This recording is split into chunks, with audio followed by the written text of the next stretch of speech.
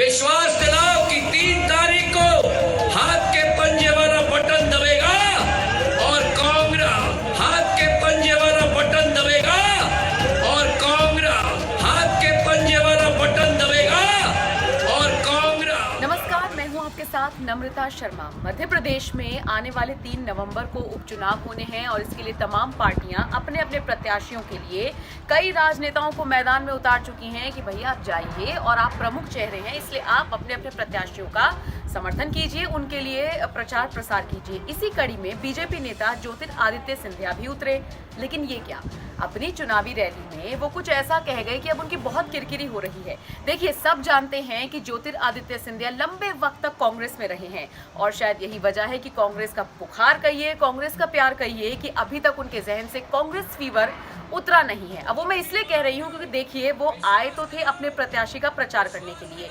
लेकिन बातों ही बातों में क्या बोल गए। वो बोलते हैं हाथ उठाइए, मुट्ठी बांधिए और पंजे का बटन दबाइए। कांग्रेस जैसी उनके मुंह पर आया कांग्रेस, उनको याद आया, अरे भाई साहब मैं पार्टी छोड़ चुका हूँ, मैं अब बीजेपी में हूँ। सडनली उनको याद आया और फिर उन्होंने बात संभालते हुए बोला, कांग्रेस बीजेपी को आप जो है वो विजयी बनाइए। मुट्ठी बांधकर विश्वास दिलाओ कि 3 तारीख को हाथ के पंजे वाला बटन दबेगा और कांग्रेस कमल के फूल वाला बटन दबेगा। तो ये जो उनका वीडियो है, ये बहुत तेजी से सोशल मीडिया पर वायरल हो रहा है।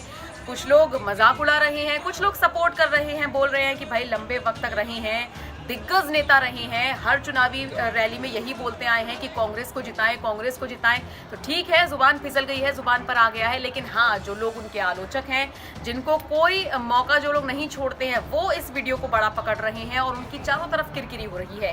सोशल मीडिया पर तो मिली जुली प्रतिक्रियाएं मिल रही हैं। इस बारे में आपका क्या कहना है, हमें जरूर बताइएगा। दूसरी तरफ आपको एक बार फिर से याद दिला दूं कि 15 साल बाद मध्य प्रदेश में कांग्रेस की सरकार बनी थी, लेकिन कांग्रेस ने वहां पर ज्योतिरादित्य को झटका देते हुए कमलनाथ को मुख्यमंत्री बना दिया था। हालांकि ज्योतिरादित्य सिंधिया को बहुत उम्मीदें थी कि कांग्रेस उनको इस बार मौका दे सकती है, लेकिन अब मौका नहीं मिला तो वो सरकार बनने के कुछ ही महीनों बाद नाराज हो गए थे और उन्होंने कांग्रेस को छोड़कर बीजेपी का दामन थाम लिया था।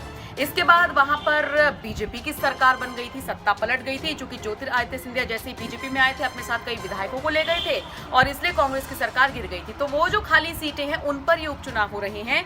3 नवंबर को उपचुनाव होना है और 10 नवंबर को इसका रिजल्ट आएगा। तो देखिए, ये मस्ती मजाक और ये जो किरकिरी ज्योतिरादित्य सिंधिया की हो रही है, इन सब के बीच एक बात तो तय है कि 3 नवंबर को होना है उपचुनाव और इसका रिजल्ट आएगा 10 नवंबर को। तो देखना होगा कि तमाम किरकिरी और मजाक बनने के बाद भी क्या बीजेपी ये दाव जीत पाती है या फिर मजाक का पात्र बनकर रह जाती है। बहरहाल, इस पूरी खबर को लेकर क्या है आपकी राय, हमें जरूर बताइएगा।